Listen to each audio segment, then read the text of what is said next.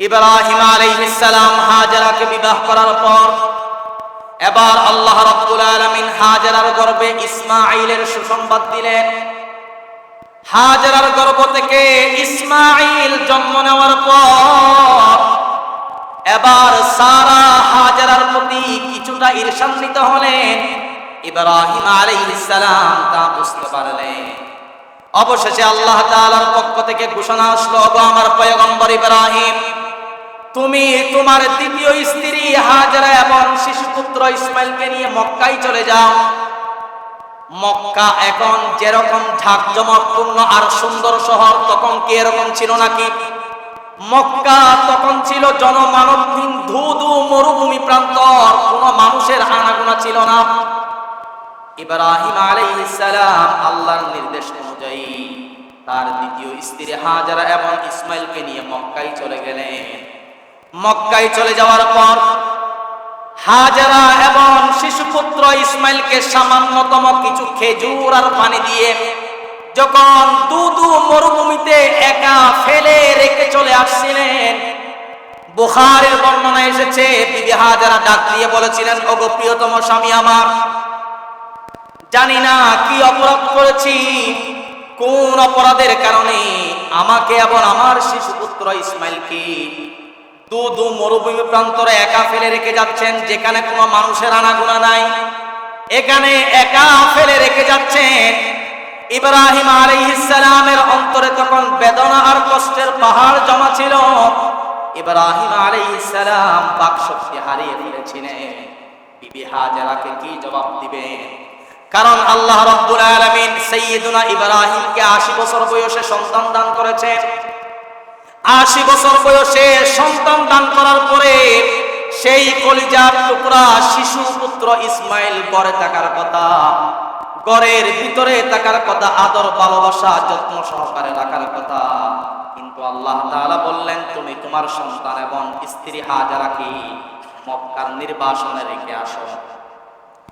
এই জন্য ইব্রাহিম আলাইহিস সালামের অন্তরে বেদনার কষ্টের পাহাড় জমা ছিল। হাজেরাকে কোনো উত্তর দিতে পারলেন না। অবশেষে হাজেরা যখন বারবার প্রশ্ন করেছেন, ওগো স্বামী, কি কারণে আমাদেরকে এখানে রেখে যাচ্ছেন, এবার ইব্রাহিম আলাইহিস সালাম সঙ্গে সঙ্গে আকাশের দিকে আঙুল উঁচু করলেন। যখন আকাশের দিকে আঙুল উঁচু করলেন, এবার বিবি হাজেরা বুঝতে পারলেন।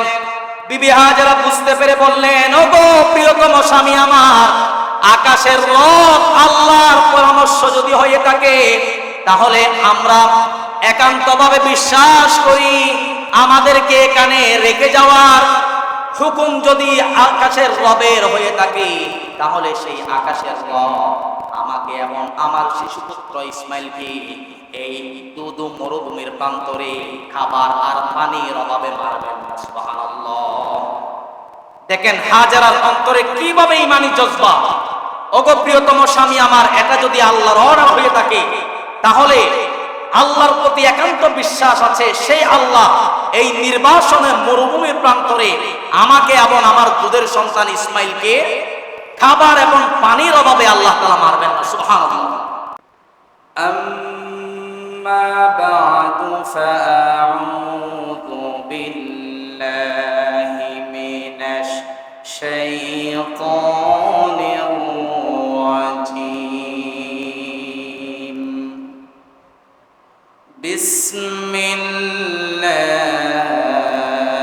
বিসমিল্লাহির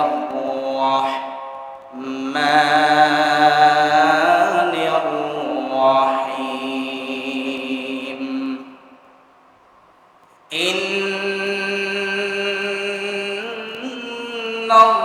ইন্নাল্লাহা ওয়া মালাইকাতাহু ইউসাল্লুনা আলান নাবী ইয়া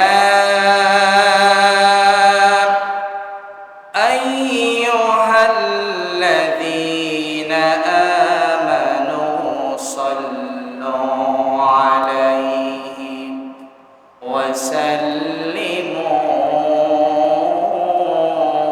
তাসলিমা। আল্লাহুম্মা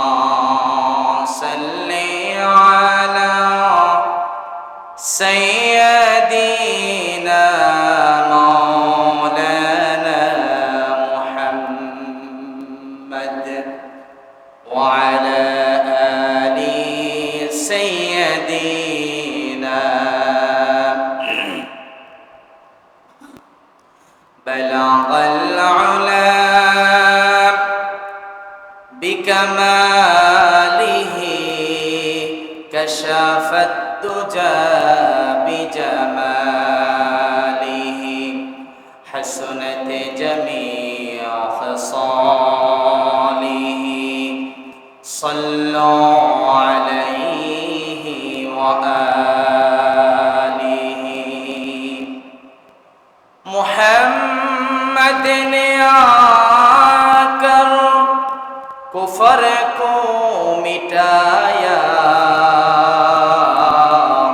कुफर को मिटाकर सदाकत बताया बलगल अला बिकमालिही कशफत दुजा बिजमालिही हसनत जमीअ खसालिही सल्लु अलैहि वालिही ला इलाहा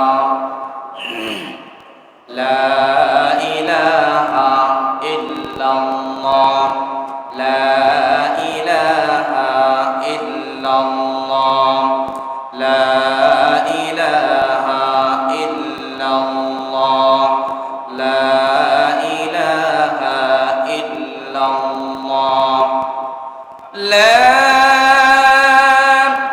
इलाहा इल्लल्लाह मुहम्मदुर রাসূলুল্লাহ সাল্লাল্লাহু আলাইহি ওয়াসাল্লাম। লোহাগাড়া থানার অন্তর্গত পদুয়া তাওয়ারিহাট বাজার কেন্দ্রীয় শাহী জামে মসজিদে আগত সম্মানিত প্রাণপ্রিয় মুসল্লিয়ানে কেরাম, বিশেষ করে আমার পিতৃতুল্য সম্মানিত বাবারা, যুবক ভাইয়েরা, ছোট সোনামণিরা যারা আজকের এই পবিত্র জুমা মুবারকে এসেছেন, সকলের প্রতি আমার অন্তরস্থলকে আন্তরিক মুবারকবাদ জানিয়ে মহান আল্লাহ রাব্বুল আলামিনের শাহী দরবারে লাখ কোটি শুকরিয়া আদায় করছি যে আল্লাহ তাআলা আমাদেরকে সাইয়্যিদুল আইয়াম, সপ্তাহের শ্রেষ্ঠ দিন ইয়াউমুল জুমআহ তথা জুমার দিনে সবার আগে মসজিদে সেই আলোচনায় শামিল হওয়ার তৌফিক দান করেছেন। এই জন্য আমরা অন্তরস্থল থেকে কালিমাতুশ শুকর আদায় করছি আলহামদুলিল্লাহ। দরুদ এবং সালাম পেশ করছি আমাদের সকলের প্রাণপ্রিয় নবী, সর্বকালের সর্বযুগের সর্বশ্রেষ্ঠ মহামানব, সৈয়দুল মুরসালিন, ইমামুল মুরসালিন, খাতামুন নবিয়্যিন, জনাব মুহাম্মদুর রাসূলুল্লাহ সাল্লাল্লাহু আলাইহি ওয়াসাল্লামের উপর। সম্মানিত হাজিরিন, বিগত জুমায় আমরা সাইয়্যিদুনা ইব্রাহিম আলাইহিস সালামের জীবন কাহিনী সম্পর্কে ধারাবাহিক আলোচনা শুনছিলাম। গত জুমায় ইব্রাহিম আলাইহিস সালামের জীবন কাহিনী সম্পর্কে আলোচনা করতে গিয়ে যেখানে কথা শেষ হয়েছিল সেখান থেকেই বাকি কথা আজকের জুমায় তুলে ধরব ইনশাআল্লাহ। গত জুমায় বলছিলাম ইব্রাহিম আলাইহিস সালাম মিশর থেকে পুনরায় কানানে চলে গেলেন নিজের স্ত্রী সারা এবং তার ভাতিজা লূত আলাইহিস সালামকে নিয়ে। ইব্রাহিম আলাইহিস সালাম অনেক পরীক্ষার সম্মুখীন হয়েছেন। আসলেই ইব্রাহিম আলাইহিস সালামের গোটা জীবনটাই পরীক্ষার মধ্যে ছিল। একের পর এক বিভিন্ন বিষয়ে আল্লাহ তাআলা ইব্রাহিম আলাইহিস সালামকে পরীক্ষা করেছিলেন এবং ইব্রাহিম আলাইহিস সালাম সকল পরীক্ষায় উত্তীর্ণ হয়েছেন। ইব্রাহিম আলাইহিস সালামকে আল্লাহ তাআলা সন্তান দেওয়ার আগেও পরীক্ষা করেছেন এবং সন্তান দেওয়ার পরেও পরীক্ষা করেছিলেন। তিনি কে? কোরআনুল কারীমের 2 নম্বর সূরা সূরাতুল বাকারাহ এর 124 নম্বর আয়াতে আল্লাহ তাআলা সেই কথা এই জন্য সুন্দর করে বর্ণনা করেছেন, وَإِذِ ابْتَلَى إِبْرَاهِيمَ رَبُّهُ بِكَلِمَاتٍ فَأَتَمَّهُنَّ قَالَ إِنِّي جَاعِلُكَ لِلنَّاسِ إِمَامًا قَالَ وَمِنْ ذُرِّيَّتِي قَالَ لَا يَنَالُ عَهْدِ الظَّالِمِينَ। আল্লাহ রাব্বুল আলামিন বলছেন, আর স্মরণ করো যখন ইব্রাহিম আলাইহিস সালামকে তার রব বিভিন্ন বিষয়ে পরীক্ষা করেছিলেন, আর সেই সকল বিষয়ে ইব্রাহিম নবী উত্তীর্ণ হয়েছিলেন। আল্লাহ পাক বললেন, ওগো ইব্রাহিম, আমি তোমাকে মানুষের জন্য ইমাম বানাবো। ইব্রাহিম আলাইহিস সালাম বললেন, আমার বংশধর থেকেও নাকি? আল্লাহ তাআলা বললেন, জালিমরা আমার ওয়াদা প্রাপ্ত হয় না। আল্লাহ তাআলা বললেন, ওগো ইব্রাহিম, আমি তোমাকে মানুষের জন্য নেতা বানাবো, ইমাম বানাবো। ইব্রাহিম বললেন, ওগো আল্লাহ, আমার বংশধর থেকেও ইমাম বানাবেন নাকি? আল্লাহ তাআলা বললেন, অবশ্যই বানাবো, তবে যারা জালিম তারা আমার ওয়াদা প্রাপ্ত হয় না। সম্মানিত উপস্থিতি, এখনো পর্যন্ত ইব্রাহিম আলাইহিস সালামের কোনো সন্তান নাই। তার স্ত্রী সারা, সে বন্ধ্যা মহিলা ছিল। বন্ধ্যা মহিলা বলতে যেই মহিলার কোনো সন্তান সন্ততি হয় না, এরকম ছিলেন সারা, তার ঘরে কোনো সন্তান হচ্ছিল না।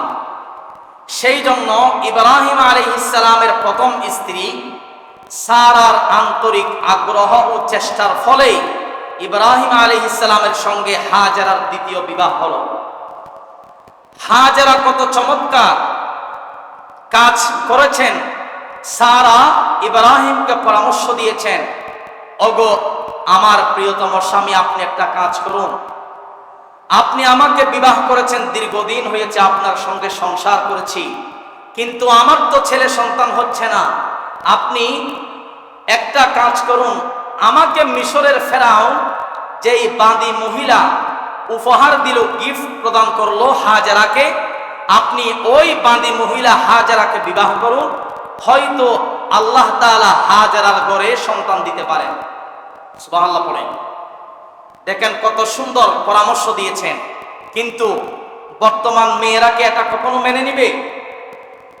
স্বামী যাই করুক না কেন সব সম্ভব, কিন্তু স্বামী যদি স্ত্রীকে বলে, ওগো স্ত্রী, আমি দ্বিতীয় বিবাহ করতে চাই, এই কথা বলার পরে স্ত্রী বোধহয় স্বামীকে আদর করবে। স্ত্রী রাগান্বিত হবে, স্বামীর সব কিছু মেনে নিবে, স্বামী আরেকটা বিবাহ করুক, এটা বর্তমান যুগের মেয়েরা চায় না। কিন্তু দেখেন ইব্রাহিম আলাইহিস সালাম পরামর্শ দিয়েছেন, ওগো আমার প্রিয়তম স্বামী, আপনি হাজেরাকে বিবাহ করুন, দ্বিতীয় বিবাহ করুন, আপনি তার ঘরে সন্তান আল্লাহ দিবেন। ইব্রাহিম আলাইহিস সালাম হাজেরাকে বিবাহ করার পর এবার আল্লাহ রাব্বুল আলামিন হাজেরার গর্ভে ইসমাঈলের সুসংবাদ দিলেন। হাজেরার গর্ভ থেকে ইসমাঈল জন্ম নেওয়ার পর এবার সারা হাজেরার প্রতি কিছুটা ঈর্ষান্বিত হলেন। ইব্রাহিম আলাইহিস সালাম তা বুঝতে পারলেন। অবশেষে আল্লাহ তাআলার পক্ষ থেকে ঘোষণা আসলো, ওগো আমার পয়গম্বর ইব্রাহিম, তুমি তোমার দ্বিতীয় স্ত্রী হাজেরা এবং শিশুপুত্র ইসমাইলকে নিয়ে মক্কায় চলে যাও। মক্কা এখন যেরকম ঝাঁকজমকপূর্ণ আর সুন্দর শহর, তখন কি এরকম ছিল নাকি? মক্কা তখন ছিল জনমানবহীন ধুধু মরুভূমি প্রান্তর, কোনো মানুষের আনাগোনা ছিল না। ইব্রাহিম আলাইহিস সালাম আল্লাহর নির্দেশ অনুযায়ী তার দ্বিতীয় স্ত্রী হাজেরা এবং ইসমাইলকে নিয়ে মক্কায় চলে গেলেন। মক্কায় চলে যাওয়ার পর হাজেরা এবং শিশুপুত্র ইসমাইলকে সামান্যতম কিছু খেজুর আর পানি দিয়ে যখন দুধু মরুভূমিতে একা ফেলে রেখে চলে আসছিলেন, বুখারীর বর্ণনা এসেছে, বিবি হাজেরা ডাক দিয়ে বলেছিলেন, ওগো প্রিয়তম স্বামী আমার, জানি না কি অপরাধ করেছি, কোন অপরাধের কারণে আমাকে এবং আমার শিশুপুত্র ইসমাইলকে দু মরুভূমি প্রান্তরে একা ফেলে রেখে যাচ্ছেন, যেখানে কোনো মানুষের আনাগোনা নাই। এখানে একা ফেলে রেখে যাচ্ছেন। ইব্রাহিম আলাইহিস সালামের অন্তরে তখন বেদনা আর কষ্টের পাহাড় জমা ছিল। ইব্রাহিম আলাইহিস সালাম বাকশক্তি হারিয়ে ফেলেছিলেন। বিবি হাজেরাকে কি জবাব দিবেন? কারণ আল্লাহ রাব্বুল আলামিন সাইয়্যিদুনা ইব্রাহিমকে 80 বছর বয়সে সন্তান দান করেছেন। 80 বছর বয়সে সন্তান দান করার পরে সেই কলিজার টুকরা শিশু পুত্র ইসমাইল গড়ে থাকার কথা, ঘরের ভিতরে থাকার কথা, আদর ভালোবাসা যত্ন সহকারে রাখার কথা। কিন্তু আল্লাহ তাআলা বললেন, তুমি তোমার সন্তান এবং স্ত্রী হাজেরাকে মক্কার নির্বাসনে রেখে আসো।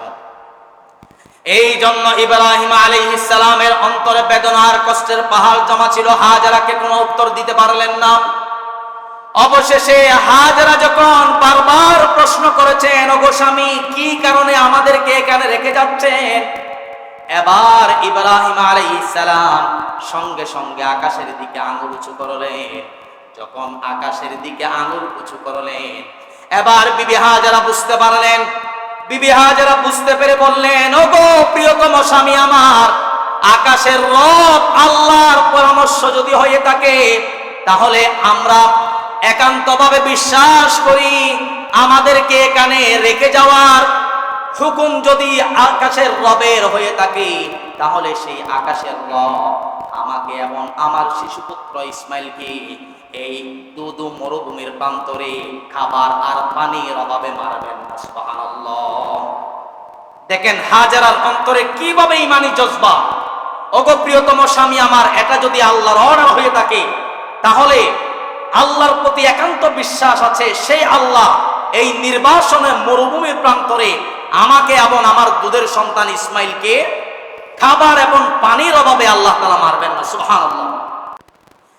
এবার ইব্রাহিম আলাইহিস সালাম, বিবি হাজেরা এবং শিশুপুত্র ইসমাইলকে মক্কায় নির্বাসনে একা ফেলে যখন চলে আসছিলেন, কিছু দূর আসার পরে যখন তাদের থেকে আড়াল হওয়ার পরে ইব্রাহিমের অন্তরে বিবি হাজেরা এবং শিশুপুত্র ইসমাইলের প্রতি টান আছে না নাই? টান আছে। এই জন্য ইব্রাহিম আলাইহিস সালাম কাবার ভিত্তির দিকে দাঁড়িয়ে দুহাত তুলে আল্লাহর কাছে দোয়া করেছিলেন। সেই দোয়া আল্লাহ রাব্বুল আলামিনের কাছে ভালো লেগে গেল।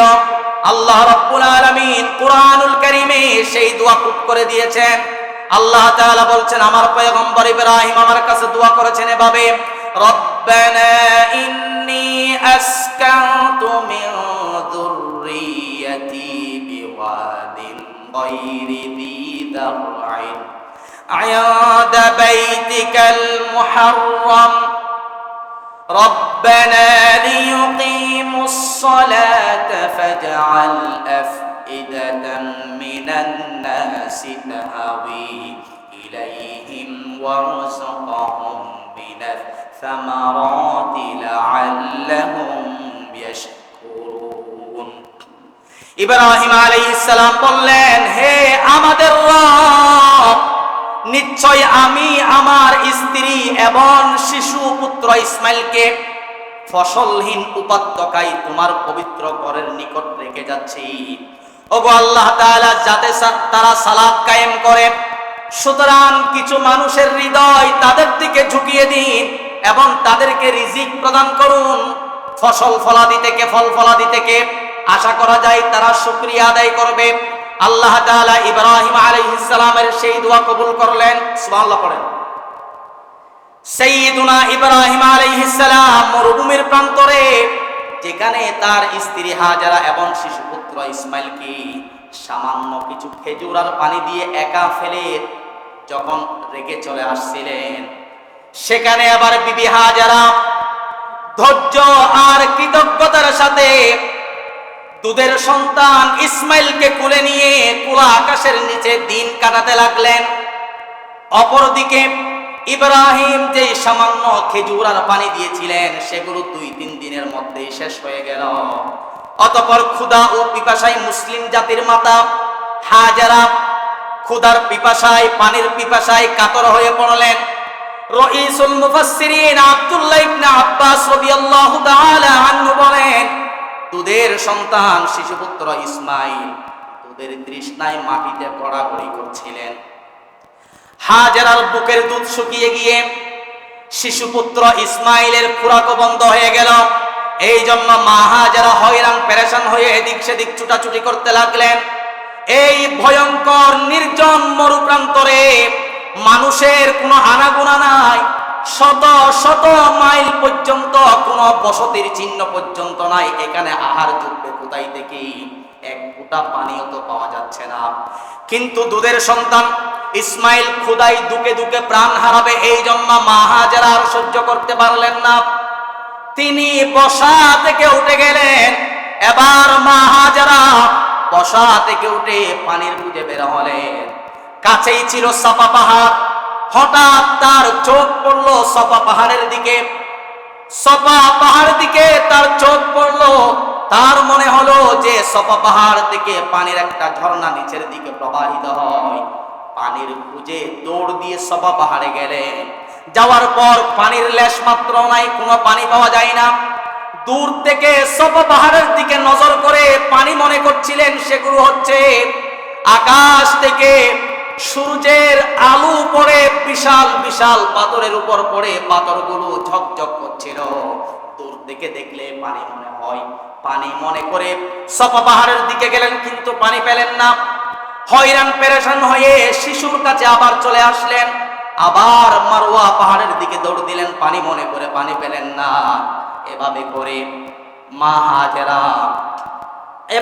মা হাজেরা পানির আশায় এক দৌড়ে সাফা পাহাড়, আরেক দৌড়ে মারওয়া পাহাড়, এভাবে করে 7 বার দৌড়াদৌড়ি করলেন পানির খুঁজে। কয়বার?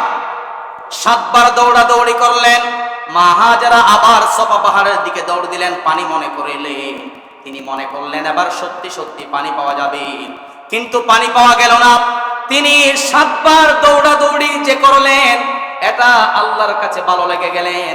আল্লাহ তাআলা কিয়ামত পর্যন্ত যত হাজিরা আসবে সকল হাজিদের জন্য এই মুসলিম জাহানের মাতা হাজেরা যে 7 বার দৌড়াদৌড়ি করলেন সাফা এবং মারওয়া পাহাড়ের মাঝখানে, এটাকে আল্লাহ তাআলা হাজিদের জন্য কিয়ামত পর্যন্ত আবশ্যক করে দিয়েছেন। সুবহানাল্লাহ পড়েন। দেখেন, মুসলিম জাহানের মাতা হাজেরা দৌড়াদৌড়ি করলেন পানির তালাশে, এটা আল্লাহর কাছে ভালো লেগে গেল। হাজিদেরকে এটা অবশ্যই করতে হবে। হজ করতে গেলে সাফা মারওয়ার মাঝখানে 7 বার দৌড়াদৌড়ি করতে হবে, এটা আবশ্যক। এটা না করলে হজ হবে না। সম্মানিত উপস্থিতি, মা হাজেরা 7ম বারে যখন মারওয়া পাহাড়ে গিয়ে পানি পেলেন না, তখন তিনি নিরাশ হয়ে কেঁদে ফেললেন। ক্রন্দনরত সেই নেককার বান্দির উপর আল্লাহ তাআলা খুশি হয়ে গেলেন। আল্লাহ তাআলা জিবরাইল ফেরেশতাকে পাঠিয়ে দিলেন। হাজেরা কাঁদতে কাঁদতে যেখানে তার শিশু ইসমাঈলকে শুয়ে রেখে পানির তালাশে বের হয়েছিলেন, সেই শিশু পুত্র ইসমাঈলের নিকট আল্লাহ তাআলা জিবরাইলকে পাঠিয়ে দিলেন। মা হাজেরা যখন পানির তালাশে বের হলেন, পানি পেলেন না, কেঁদে কেঁদে শিশুর কাছে আসছিলেন। তখন আসার পরে তিনি লক্ষ্য করলেন 600 ডানা বিশিষ্ট একজন ফেরেশতা, সুবহানাল্লাহ পড়েন, শিশুটির পাশে দাঁড়িয়ে আছে। দাঁড়িয়ে জিবরাইল আলাইহিস সালাম তার পায়ের কুড়ালি দিয়ে মাটির মধ্যে আঘাত করছে। জিবরাইলের পায়ের কুড়ালির আঘাতে সেখান থেকে একটা অটোমেটিক ভাবে আল্লাহর কুদরতি ভাবে পানির ঝর্ণা প্রবাহিত হয়ে গেল। সুবহানাল্লাহ পড়েন। একটা কূপ প্রবাহিত হয়ে গেল, সেটাকে বলা হয় জমজম কূপ। কি কূপ বলা হয়? মা হাজেরা এবার কূপ থেকে মশক ভর্তি পানি নিলেন এবং ঝর্ণার চারিদিকে বাঁধ দিলেন। বাঁধ দিয়ে পানি আটকিয়ে রাখলেন। এই ঝর্ণাটি একটি কূপে পরিণত হলো। কূপের নাম হলো জমজম। রাইসুল মুফাসসিরিন আব্দুল্লাহ ইবনে আব্বাস রাদিয়াল্লাহু তাআলা আনহু বলেন, যদি জমজমের চতুর্পাশে মা হাজেরা বাঁধ না দিতেন তাহলে চতুর্দিকে পানি সৈলাব হয়ে যেত। এত পরিমাণ পানি নিচ থেকে উঠতেছে। সুবহানাল্লাহ। সম্মানিত উপস্থিতি, আসলে জমজম কূপ যা আমরা বলি জমজম, এই শব্দের অর্থ হচ্ছে পানি যখন উঠছিলেন বিবি হাজেরা বলছিলেন জমজম। জমজম অর্থ হচ্ছে থামো। জমজম অর্থ কি? থামো। বিবি হাজেরা আরবিতে বলছিলেন জমজম, থামো। তো পানি থেমে গেলেন। তার কথা অনুযায়ী সেখান থেকে এই কূপের নাম জমজম এখনো পর্যন্ত আছে, কিয়ামত পর্যন্ত এটার নাম থাকবে। সুবহানাল্লাহ পড়েন। বুখারী শরীফে এসেছে এই ব্যাপারে অনেক লম্বা হাদিস। জিবরাইল আলাইহিস সালাম বললেন, হে নবী ইব্রাহিমের স্ত্রী হাজেরা, এই কূপ থেকে আপনার শিশুপুত্র ইসমাইলকে পানি পান করান এবং আপনিও পানি পান করুন। এই পানির বরকতে ক্ষুধা ও পিপাসা উভয়টি আল্লাহ তাআলা দূর করবেন। আল্লাহ তাআলার অসীম কুদরতের এই পানি কোনোদিন শেষ হবে না। সেই কূপ থেকে মা হাজেরা পানি পান করার পর আল্লাহর কুদরতিভাবে মা হাজেরার ক্ষুধাও দূর হয়ে গেল, বুকে দুধ টলমটল হয়ে গেল। সুবহানাল্লাহ পড়েন। সম্মানিত উপস্থিতি, মক্কার জনমানবহীন ধুধু মরুভূমির প্রান্তরে মা হাজেরার আহারের স্থায়ী ব্যবস্থা কিভাবে হলো দেখেন। এক ব্যবসায়ী কাফেলা সেখান দিয়ে অতিক্রম করার সময় মা হাজেরার সাথে সামাজিক সম্পর্ক গড়ে ওঠে। এভাবে করে পানাহারের স্বাভাবিক ও স্থায়ী ব্যবস্থা হয়ে যায়। আবার কোনো বর্ণনা এসেছে জিবরাইল আলাইহিস সালাম জান্নাত থেকে কয়েকটি খেজুর আনলেন, মা হাজেরাকে দিলেন, বললেন এই খেজুর আপনি খান এবং খেজুরের দানা জমজমের চতুর্দিকে রোপণ করে দেন। তিনি জান্নাতি খেজুর খেলেন এবং খেজুরের দানা জমজম কূপের চতুর্দিকে রোপণ করলেন। আল্লাহর কুদরতিভাবে 2-3 দিনের মধ্যেই গাছ উৎপন্ন হয়ে ওই গাছের মধ্যে টলমটল খেজুর ফলন বেড়ে গেল, খেজুর ধরল। সুবহানাল্লাহ পড়েন। মা হাজেরা ওই খেজুরকে আহারের স্থায়ী ব্যবস্থা করলেন। এটাও একটা রাওয়ায়াত। দেখেন মক্কা নগরীটা কিভাবে আবাসস্থলে পরিণত হচ্ছে। বিবি হাজেরাকে যখন রেখে আসছিলেন তখন তো কোনো মানুষের আনাগোনা ছিল না, কোনো বসত বাড়ি ছিল না। মরুভূমির প্রান্তরে শুধু মা হাজেরা আর শিশুপুত্র ইসমাইল ছাড়া আর কেউ নেই। একদিন হঠাৎ করে জুরহুম গোত্রের একটি বাণিজ্যিক বিশাল কাফেলা সেখান দিয়ে অতিক্রম করছিলেন। ওই কাফেলাটি লক্ষ্য করলেন আকাশের গায়ে পাখি উঠতেছে। আসলেই ওই পাখিগুলো যেখানে উড়ে সেখানে নিচে পানি পাওয়া যায়। ব্যবসায়িক কাফেলাটির পানির প্রয়োজন ছিল। তারা পাখিকে অনুসরণ করে এবার তারা পানির খুঁজে বের হলেন। খুঁজতে খুঁজতে তারা মা হাজেরা এবং শিশুপুত্র ইসমাইলকে পেয়ে গেলেন। সুবহানাল্লাহ পড়েন। এবার ব্যবসায়িক বিশাল কাফেলা মা হাজেরার কাছে প্রস্তাব রাখলো, ওগো মা হাজেরা, আমরা আপনার আশেপাশে বসত বাড়ি করব, আমরা এখানে কৃষি কাজ করব, আপনি আপনার জমজম থেকে আমাদেরকে পানি দিবেন, জমজমের পানি উত্তোলন করে আমরা কৃষি কাজ করব, ক্ষেত খোলা করব, অবশ্যই আমরা এর বিনিময়ে বাৎসরিক আপনাকে খাজনা দেব। এবার মা হাজেরা রাজি হয়ে গেলেন। রাজি হয়ে আবার জুরহুম গোত্রের লোকজন সেখানে বসত বাড়ি করে তারা আবার কৃষি কাজ শুরু করলেন জমজমের পানি দ্বারা। কৃষি কাজ শুরু করলেন। এক পর্যায়ে তারা মা হাজেরার জন্য বিশাল বিশাল পাথর কেটে সুন্দর একটা পাকা বাড়ি নির্মাণ করে দিলেন মা হাজেরার জন্য। সুবহানাল্লাহ পড়েন। এভাবে করে চলতে চলতে একেবারে এমন একটা সময় এসেছে বিশাল একটা সমাজ ব্যবস্থা হয়ে যায়। আস্তে আস্তে করে মক্কা শহরে পরিণত হয়ে গেল। অবশেষে শিশুপুত্র ইসমাইলের বৈবাহিক সূত্রে সম্পর্কে হয় এই জুরহুম গোত্রের লোকদের থেকে। জুরহুম গোত্রের মেয়ে বিবাহ করেছিলেন সৈয়দনা ইসমাইল আলাইহিস সালাম, তাদের সাথে বৈবাহিক আত্মীয় হয়ে যায়। সম্মানিত উপস্থিতি, জমজম কূপ কোথায় থেকে আসলো আপনারা সুস্পষ্টভাবে জানলেন।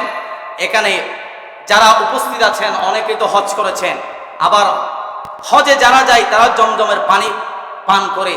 হজ থেকে যারা আসে তারাও বোতলে করে জমজমের পানি নিয়ে আসে। হয়তো এখানে যারা আছেন অনেকে খেয়েছেন, খাইছেন না? খাইছেন কিনা? জমজমের পানি আপনারা খেয়েছেন। এবার আপনারা বলুন, জমজমের পানি এবং সাধারণ পানি কি একরকম? স্বাদ কি একরকম? স্বাদ একরকম নয়। কেননা জমজমের পানি অন্যান্য পানির মতো নয়। নবীজি বলছেন, খায়রু মাউন আলা ওয়াজহিল আরদি মাউ জমজম। পৃথিবীতে যত পানি আছে সর্বশ্রেষ্ঠ উত্তম পানি আল্লাহর দরবারে হচ্ছে জমজমের পানি। সুবহানাল্লাহ পড়েন। জমজমের পানি এতই বরকতময়, নবীজি বলেন জমজমের পানির আলাদা একটি স্পেশালিটি আছে। আল্লাহর নবী বলছেন, ফিহি তুআমুন মিনাত তুম। জমজম কূপের পানি পান করলে পেটের ক্ষুধাও নিবারণ হয়। এমনি পানি পান করলে তো ক্ষুধা নিবারণ হয় না, পানির তৃষ্ণা মিঠায়। কিন্তু জমজমের পানি নিয়ত করে পান করলে পেটের ক্ষুধা নিবারণ হয়ে যায়, এবং ওয়াশাফাউম মিনাস সাকাম, জমজমের পানি পান করলে আল্লাহ তাআলা অসুস্থতাকে দূর করে সুস্থতা করে দেয়। সুবহানাল্লাহ বলেন। এবার ইব্রাহিম আলাইহিস সালামকে আল্লাহ তাআলা নির্দেশ প্রদান করলেন খতনা করতে। কি করতে?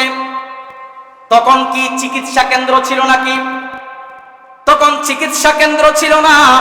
ইব্রাহিম আলাইহিস সালাম আল্লাহর নির্দেশ অনুযায়ী নিজের খতনা নিজে করিয়েছেন।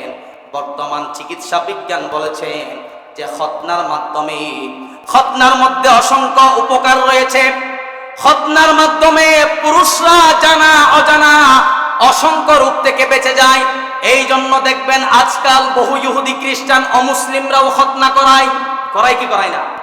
খতনা অমুসলিমরা করায়। এটা কি তারা ইব্রাহিমের সুন্নত পালনের জন্য নাকি? ইহুদি খ্রিস্টানরা খতনা করায় শুধুমাত্র রোগ থেকে বাঁচার জন্য। অপরদিকে মুসলমানরা কিয়ামত পর্যন্ত ইব্রাহিম আলাইহিস সালামের এই সুন্নতের দ্বারা অব্যাহত রেখে সুন্নত করবে। কোন সুবহানাল্লাহ। এবার ইব্রাহিম আলাইহিস সালামের সন্তান ইসমাইল যখন বড় হলো, তখন আল্লাহর পক্ষ থেকে আবার পরীক্ষা শুরু হয়ে গেল।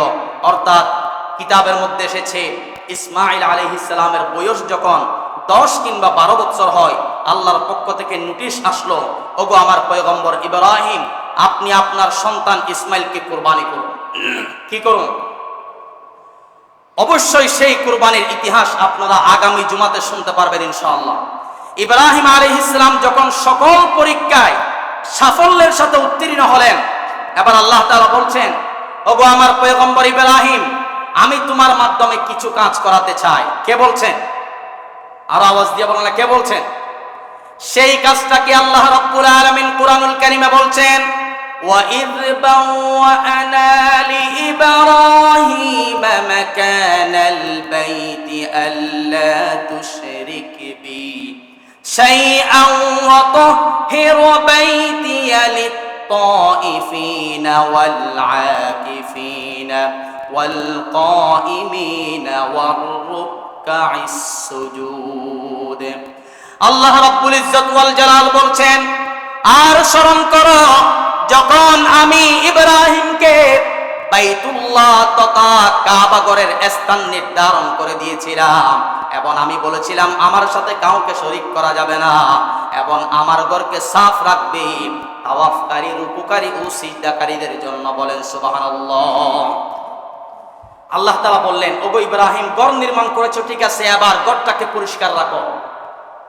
পরিষ্কার রাখবে এই জন্য সেখানে আমার বান্দারা রুকু করবে, সিজদা করবে, তাওয়াফ করার জন্য বিভিন্ন দেশ থেকে আসবে।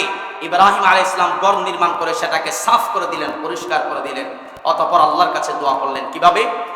وَإِذْ يَرْفَعُ إِبْرَاهِيمُ الْقَوَاعِدَ مِنَ الْبَيْتِ وَإِسْمَاعِيلُ رَبَّنَا تَقَبَّلْ مِنَّا إِنَّكَ أَنْتَ السَّمِيعُ الْعَلِيمُ।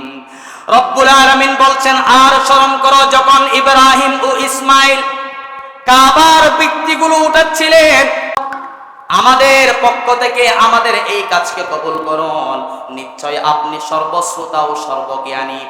পরের আয়াতে আল্লাহ পাক বলছেন, রব্বানা ওয়াজআলনা মুসলিমাইনি লাকা ওয়া মিন যুররিয়াতিনা উম্মাতান মুসলিমাতান লাক وَأَرِنَا مَنَاسِكَنَا وَتُبْ عَلَيْنَا إِنَّكَ أَنْتَ التَّوَّابُ الرَّحِيمُ।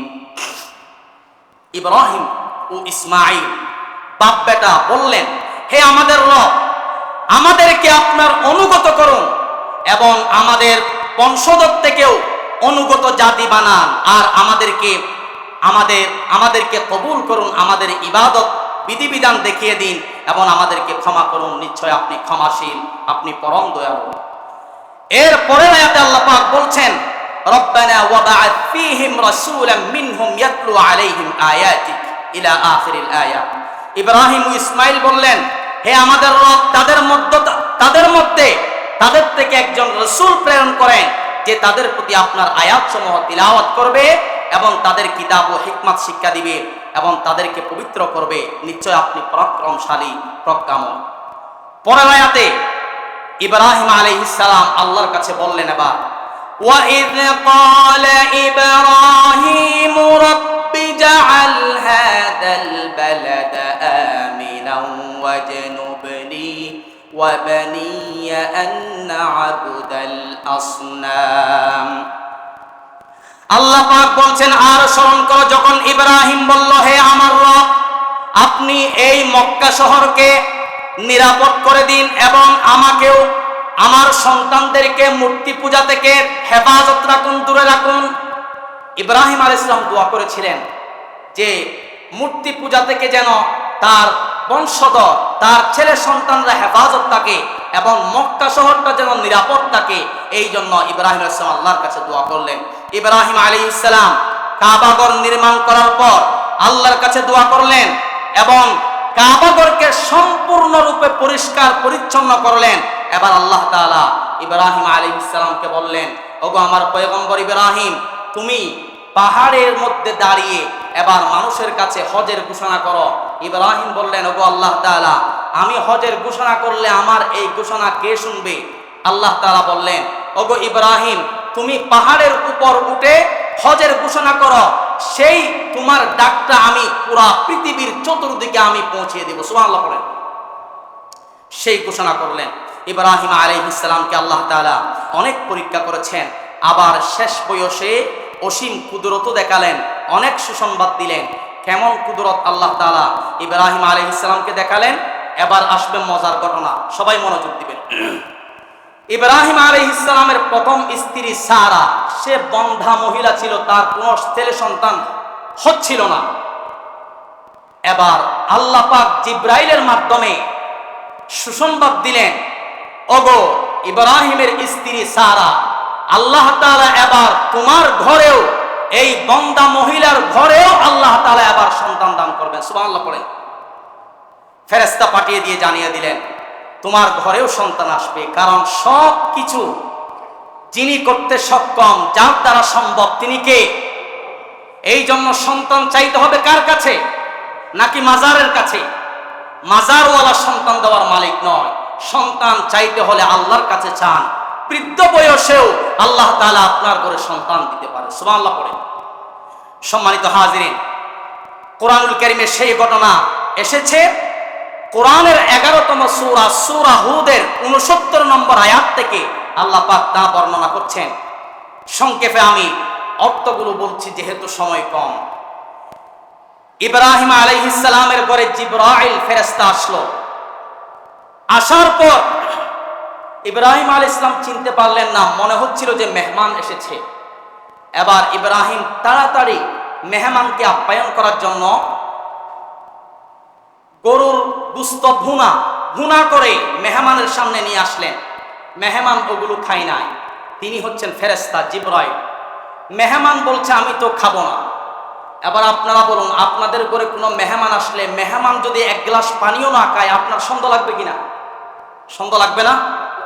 এক গ্লাস পানিও পান করছে না, এটা আবার কেমন মেহমান? কিছু না খেলেও তো এক গ্লাস পানি পান করতে হবে।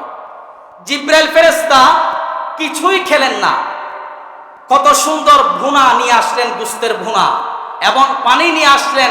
জিবরাইল বলছেন, আমি কিছুই খাবো না। ইব্রাহিম আলাইহিস সালামের অন্তরে ভয় ঢুকে গেল।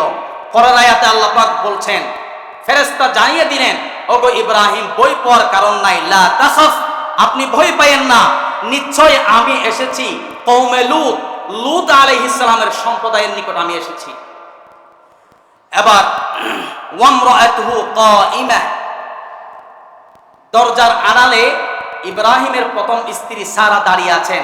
তিনি ফেরেশতার এই কথাগুলো শুনে ফাদাহিকাত, তিনি হেসে দিলেন। তিনি কি করলেন?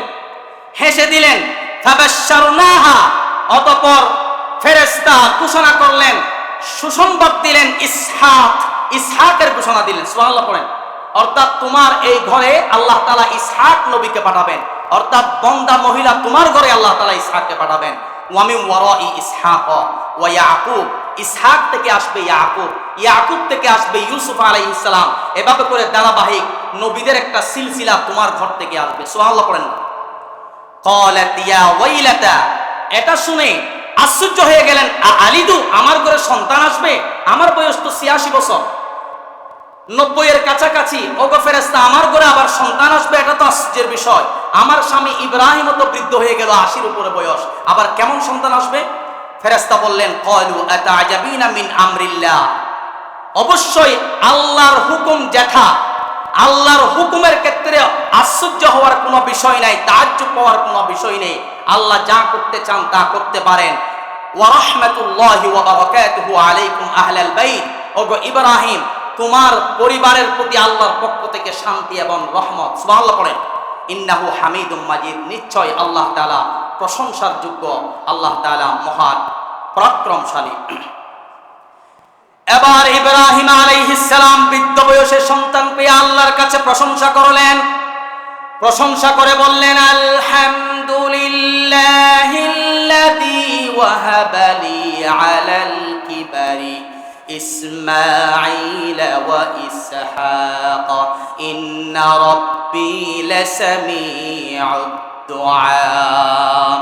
ইব্রাহিম আলাইহিস সালাম বললেন, সকল প্রশংসা আল্লাহ, যিনি আমাকে বৃদ্ধ বয়সে ইসমাঈল ও ইসহাককে দান করেছেন, ইসহাক ও ইসমাইলকে দান করেছেন, সেই আল্লাহর লাখ লাখ শুকর।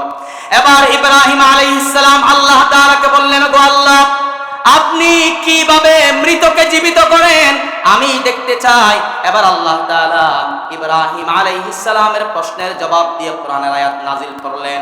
কোরআনুল কারীমের 2 নম্বর সূরা, সূরাতুল বাকারাহ এর শেষের দিকে আল্লাহ তাআলা সেই ইব্রাহিমের প্রশ্নের জবাব দিয়ে আয়াত নাজিল করলেন। আল্লাহ তাআলা বললেন, ওয়া ইয ক্বালা ইব্রাহিমু রাব্বি আরিনি কাইফা তুহয়িল মাউতা। ইব্রাহিম আলাইহিস সালাম বললেন, কিভাবে আপনি জীবিতকে মৃত করেন, মৃতকে জীবিত করেন, ওগো আল্লাহ আমি দেখতে চাই। ক্বালা আওয়ালাম তুমিন, আল্লাহ বলছেন, ওগো ইব্রাহিম, তোমার কি বিশ্বাস হয় না? ইব্রাহিম বললেন, ক্বালা বালা, হ্যাঁ অবশ্যই বিশ্বাস হয়। ওয়ালাকিন লিয়াতমাইন্না কলবি, তবে আমি যদি প্র্যাকটিক্যালি দেখতে পাই তাহলে আমার অন্তরে আরো একটু প্রশান্তি লাগবে। সুবহানাল্লাহ পড়েন। এবার আল্লাহ তাআলা ইব্রাহিমের সেই আশাও পূরণ করলেন। কি বললেন? ক্বালা, আল্লাহ বলছেন, ফাখুয আরবাআতাম মিনাত তায়র, তুমি 4টা পাখি নাও। কি নাও? তায়র অর্থ হচ্ছে পাখি, 4টা পাখি নাও। ইব্রাহিম আলাইহিস সালাম 4টা পাখি নিলেন। ফাসুরহুন্না ইলাই, এবার তুমি সেই পাখিগুলোকে টুকরা টুকরা করো, জবেহ করে একেবারেই ছোট ছোট মাংস টুকরা টুকরা করে ফেললেন। এবার বলছেন মিশাও, ওই মাংসগুলো মিশালেন। মিশানোর পরে আল্লাহ বলছেন, সুম্মা জাআল আলা কুল্লি জাবালিন মিনহুন্না জুজআ, তুমি বিভিন্ন পাহাড়ে ওই পাখির যে মাংসগুলো ছোট ছোট করে টুকরা টুকরা করেছে এগুলো বিভিন্ন পাহাড়ে ছড়িয়ে ছিটিয়ে দাও। ইব্রাহিম আলাইহিস সালাম ছিটিয়ে দিলেন বিভিন্ন পাহাড়ে। এবার বললেন, সুম্মা দুহুন্না ইয়াতিনাকা সায়া, ওগো ইব্রাহিম, এবার তুমি ওই 4টি পাখিকে ডাক দাও। ইব্রাহিম আলাইহিস সালাম ডাক দিলেন, সঙ্গে সঙ্গে ওই 4টি পাখি মাংসগুলো একত্রিত হয়ে আবার তরতাজা পাখি হয়ে ইব্রাহিম আলাইহিস সালামের হাতের মধ্যে চলে এসেছে। আল্লাহু আকবার বলেন। সম্মানিত হাজিরিন, ইব্রাহিম আলাইহিস সালাম ওয়া'লাম আন্নাল্লাহ আজিজুন হাকীম, আল্লাহ তাআলা কত প্রজ্ঞাময়, কত বিজ্ঞানময়। ইব্রাহিম আলাইহিস সালাম সচক্ষে তা দেখতে পারলেন।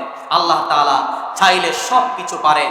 কাফেররা বলতে লাগলো, আমরা মারা গেলে, মাটির সাথে মিশে গেলে আবার আমাদেরকে জিন্দা করবে কে? এরকম কিছু নাস্তিকও এখন দুনিয়ায় আছে না নাই? নাস্তিক, তুমি আসছো কোত্থেকে এটা তোমাকে জানতে হবে। তুমি আগে কিছুই ছিলে না, কোনো বস্তুই ছিলে না উল্লেখিত। আল্লাহ তাআলা তোমাকে এক ফোঁটা নাপাক পানি থেকে সৃষ্টি করেছেন, যেই নাপাক পানি বের হলে গোসল ফরজ হয়, এরকম পানি থেকে আল্লাহ তাআলা তোমাকে সৃষ্টি করতে পারেন যে আল্লাহ, সে আল্লাহ তুমি মারা গেলে, মাটির সাথে মিশে গেলেও আল্লাহ তাআলা আবার তোমাকে সুন্দর স্ট্রাকচার দিয়ে, সুন্দর ডিজাইন দিয়ে আবার আল্লাহ তাআলা সৃষ্টি করতে পারেন কিনা? সম্মানিত উপস্থিতি, আল্লাহ তাআলা পারেন, এটা ইব্রাহিমকে সচক্ষে দেখালেন। আল্লাহ তাআলা ইব্রাহিম আলাইহিস সালামের দীর্ঘ দাওয়াতি জীবনে তাকে বিভিন্নভাবে পরীক্ষা করেছেন এবং আল্লাহ তাআলা অসীম কুদরত তার সামনে প্রকাশ করলেন। এবং ইব্রাহিম আলাইহিস সালামের ব্যাপারে কোরআনের মধ্যে 25টি সূরায় 204টি আয়াতে, 25টি সূরায় 204টি আয়াতে ইব্রাহিমের সমস্ত কাহিনী ঘটনা আল্লাহ তাআলা তুলে ধরলেন। আমি প্রায় বিগত 3 জুমা সহ আজকের জুমা সহ 3 পর্বে আমি প্রায় শেষ করতে সক্ষম হয়েছি। ইনশাআল্লাহ সামনে তো কুরবান আসতে আর 2 সপ্তাহ বাকি আছে। একেবারেই কুরবান আমাদের সন্নিকটে, মাঝখানে আর 2 জুমা আছে। কয় জুমা? 2 জুমা।